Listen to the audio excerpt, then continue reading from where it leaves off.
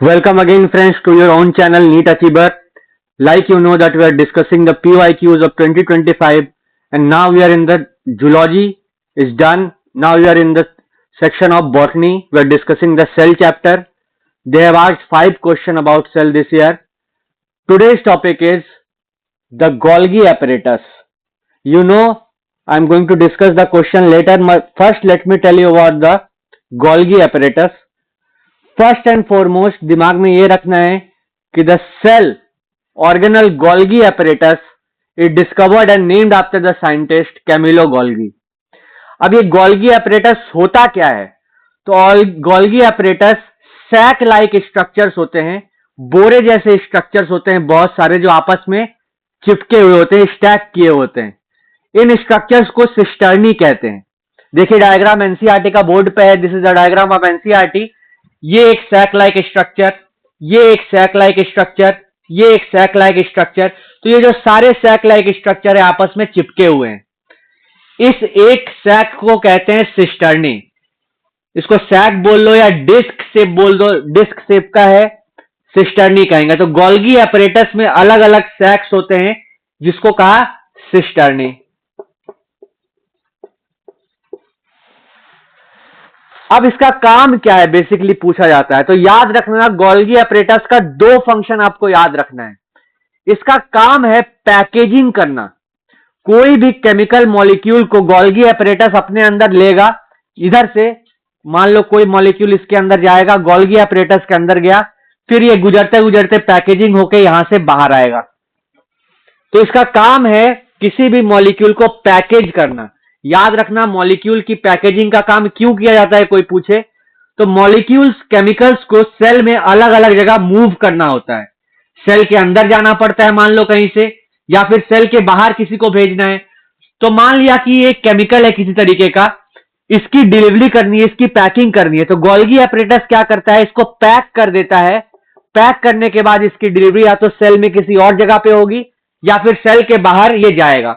तो ये जो पूरा पैकेज बना इसको कहेंगे वेसाइकल. तो गोल्गी apparatus केमिकल्स को पैकेज करके वेसाइकल के फॉर्म में कन्वर्ट कर देता है और ये वेसाइकल सेल के अंदर डिलीवरी हो सकती है या फिर सेल के बाहर भेजना पड़ सकता है.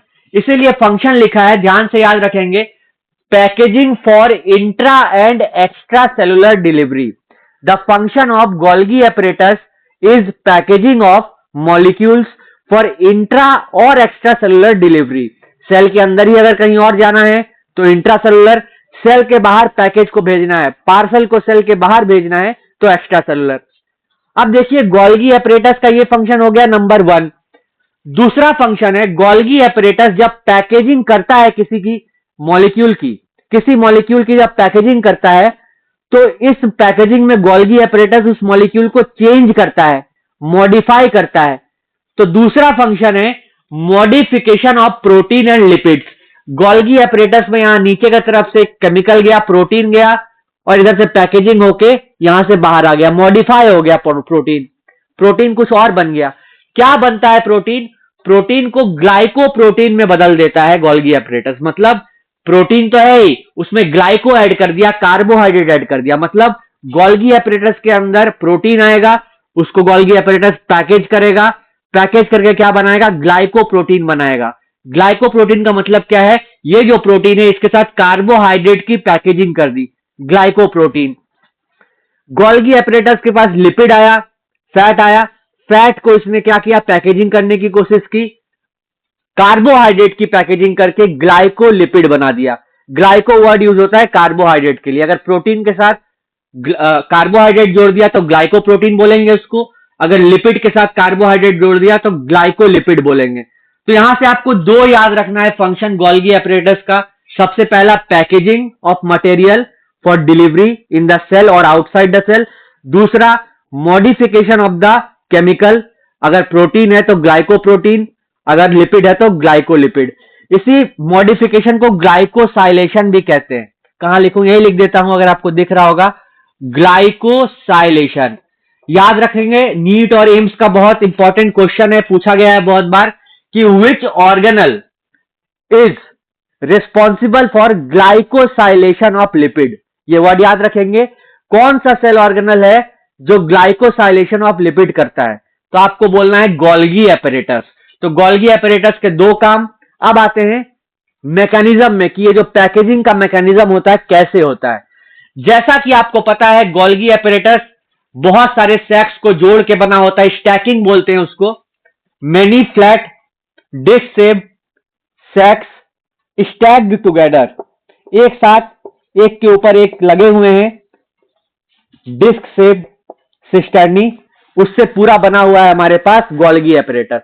ये पूरा एक सिस्टर्नी है, ये लंबा, ये एक सिस्टर्नी है, पूरा ये एक सिस्टर्नी है। तो ये Golgi apparatus sac like structure cisternae से स्टैक होके बने हुए हैं। क्या करते हैं? ये पैकेजिंग करते हैं। क्यों पैकेजिंग की जरूरत पड़ती है? क्योंकि मॉलिक्यूल को, पार्सल को भेजना है सेल में किसी दूसरे जगह पे, या फिर सेल से बाहर भेजना है। इस पैकेजिंग को किस तरह से किया जाता है? तो प्रोटीन को ग्लाइकोप्रोटीन में बदला जाता है, लिपिड को ग्लाइकोलिपिड में बदला जाता है।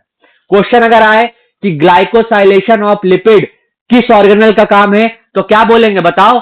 Golgi apparatus. अब देखिए ये पैकेजिंग होती कैसे है, the technique, the method, the process of packaging. देखिए ये सिस्टर्नी है, इस सिस्टर्नी में आपको दो फेस दिखते हैं, फेस दिखते हैं, FACE फेस। इसका मतलब क्या है? देखो ये जो स्ट्रक्चर है यहां से यहां तक इस तरीके से, ये कनकेव है या कन्वेक्स है? तो ये कनकेव, देखिए आपने अगर थोड़ा बहुत पढ़ा होगा, ऑप्टिक्स क्लास 10 में भी पढ़ाया जाता है, तो आपको कनकेव मिरर के बारे में बताया जाता है। तो कनकेव मिरर कैसा होता है? ऐसा होता है कनकेव मिरर, जिसका इनर सरफेस रिफ्लेक्टिंग है। और कन्वेक्स मिरर के बारे में आपको पढ़ाया जाता है, कन्वेक्स मिरर कैसा होता है?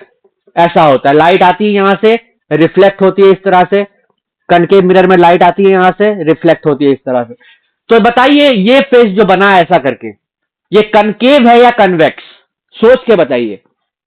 तो देखिए ये क्या है? ये कनकेव है। अब ये फेस जो बना ऐसा, ये कनकेव है या कन्वेक्स? तो ये कन्वेक्स है। तो ऊपर वाला फेस जो है दैट इज कनकेव, नीचे वाला फेस जो है वो है कन्वेक्स। अब ध्यान से सुनिए, हम क्या पढ़ने जा रहे हैं? हम पैकेजिंग का मेथड देख रहे हैं कि गोल्गी एपरेटस कैसे पैकेज करता है। तो ऊपर वाले कनकेव फेस को ट्रांस फेस कहते हैं और मैच्योरिंग फेस कहते हैं। इसी का दो अलग अलग नाम है, कनकेव को ट्रांस फेस या फिर मैच्योरिंग फेस। नीचे वाले कन्वेक्स फेस को कन्वेक्स या फिर सिस फेस कहते हैं, और इसी का काम है रिसीव करना वेसाइकल्स को। तो दो तरह के फेस याद रखना है, कनकेव और कन्वेक्स। पैकेजिंग के लिए क्या करना पड़ेगा गोल्गी एपरेटस को? मटेरियल को अपने अंदर लेना पड़ेगा। मटेरियल को लेने का काम किसका होता है? मटेरियल को लेने का काम होता है कन्वेक्स फेज का। याद रखना है, कन्वेक्स फेज या फिर सिस फेज मटेरियल को अपने अंदर लेता है। ये मटेरियल है, इसको पैकेजिंग करनी है। ये कहां जाएगा? कनकेव फेज में, ट्रांस फेज में, या फिर कन्वेक्स या फिर सिस फेज में। ऊपर वाले को बोला कनकेव ट्रांस, नीचे वाले को कन्वेक्स सिस, तो ये सिस फेज में आएगा कोई भी मटेरियल। अब देखिए एक इंपॉर्टेंट बात याद रखना है, सेल में प्रोटीन और लिपिड बनाने का काम होता है एंडोप्लाज्मिक रेटिकुलम का। तो जो प्रोटीन और लिपिड बनाएगा, अगर प्रोटीन लिपिड को पैकेज करना है तो इस गोल्गी को उसके सामने होना पड़ेगा, ईआर के सामने होना पड़ेगा। तो बहुत इंपॉर्टेंट पॉइंट, जहां पर ईआर रहेगा, ईआर के सामने गोल्गी एपरेटस फाउंड होगा। रफ ईआर या फिर स्मूथ ईआर के सामने गोल्गी एपरेटस होगा। रफ ईआर प्रोटीन बना के गोल्गी को देगा और स्मूथ ईआर लिपिड बना के गोल्गी को देगा। लेकिन गोल्गी किस फेज से ये प्रोटीन या फिर लिपिड को लेगा? तो कन्वेक्स फेज से, नीचे वाले फेज से, सिस फेज से। एक बार इसने मटेरियल को अंदर लिया तो ये धीरे धीरे यहां पर मैच्योर होगा, पैकेजिंग कंप्लीट होगी, पैकेजिंग हो रही होगी, इसीलिए इसको बोलेंगे मैच्योरिंग फेज। और एक बार पैकेजिंग हो गई, मैच्योर हो गया, तो कन्वेक्स या फिर ट्रांस फेज से, ऊपर वाले फेज से बाहर आ जाएगा। तो कनकेव फेज से मटेरियल बाहर जा रहे हैं और कन्वेक्स फेज से मटेरियल अंदर जा रहे हैं। नाम बहुत इंपॉर्टेंट है क्योंकि कनकेव और कन्वेक्स एग्जाम में नहीं पूछा जाएगा। एग्जाम में बोला जाएगा ट्रांस फेज बताओ क्या है, एग्जाम में बोला जाएगा सिस फेज क्या है। तो सिस फेज से मटेरियल अंदर, ट्रांस फेज से मटेरियल बाहर। क्योंकि मटेरियल पैक हो चुका होगा ट्रांस फेज से आते आते, तो उसको बोलेंगे मैच्योरिंग फेज। ये मटेरियल गोल्गी को इजीली मिले तो उसको किसके सामने रहना पड़ेगा, किस सेल ऑर्गेनेल के सामने रहना पड़ेगा, गोल्गी को एंडोप्लाज्मिक रेटिकुलम के सामने रहना पड़ेगा। इसीलिए लिखा है कि सिस फेज, ये पॉइंट बिल्कुल याद रखना, एनसीईआरटी की बहुत इंपॉर्टेंट पॉइंट है। Cis face receives vesicles from ER, endoplasmic reticulum से चाहे स्मूथ हो या फिर रफ हो, मटेरियल आएंगे सिस फेज में या फिर कन्वेक्स फेज में जाएंगे, फिर पैकेजिंग होगी, यहां पर आगे बढ़ेगा मटेरियल, पैकेजिंग होगा और कन्वेक्स या फिर ट्रांस फेज से मटेरियल बाहर आ जाएंगे। ये पूरा मैंने थ्योरी बताई, पूरी एनसीईआरटी की थ्योरी है, इसको कहीं नोट कर लेंगे, फायदे में रहेंगे। अब इसके बाद देखते हैं क्वेश्चन क्या आया है नीट 2025 में। देखिए मैं क्वेश्चन आपको पढ़ के सुनाता हूं। ये असर्शन रीजन क्वेश्चन है। असर्शन रीजन क्वेश्चन आपको पता है, एक असर्शन रहेगा, एक रीजन रहेगा, आपको बताना है कि असर्शन जो है उसका ट्रू रीजन है या नहीं। तो देखेंगे ध्यान से, असर्शन है the primary function of the Golgi apparatus is to pack the materials made by endoplasmic reticulum and deliver it to the intracellular target or outside the cell। बिल्कुल ये तो है ही, असर्शन बिल्कुल सही बात है, यही करता है गोल्गी apparatus। अब इसका रीजन बताया है, कारण बताया गया है। रीजन है vesicle containing materials made by endoplasmic reticulum fuse with the cis phase of the Golgi apparatus। देखिए ये जो आपके पास कन्वेक्स है, इसको सिस कहते हैं, तो ये तो बिल्कुल सही बात है, fuse with the cis phase of the Golgi apparatus and they are modified and released from the trans phase of the Golgi apparatus। याद क्या रखना है, जो कन्वेक्स फेज है उसको बोलेंगे सिस फेज, जो कनकेव फेज है उसको बोलेंगे ट्रांस फेज। तो बताओ रीजन क्या सही है या नहीं? बिल्कुल रीजन भी सही है, इसीलिए इसका आंसर जाएगा both assertion and reason are true and reason is the correct explanation of assertion. ये पूरी थ्योरी मैंने आपको बताई, होपफुली आपको समझ आएगा।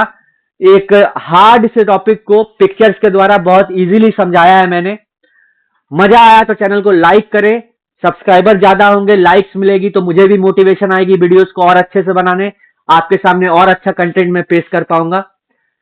इसी के साथ पढ़ते रहिए, stay motivated, hustle for NEET. Thank you.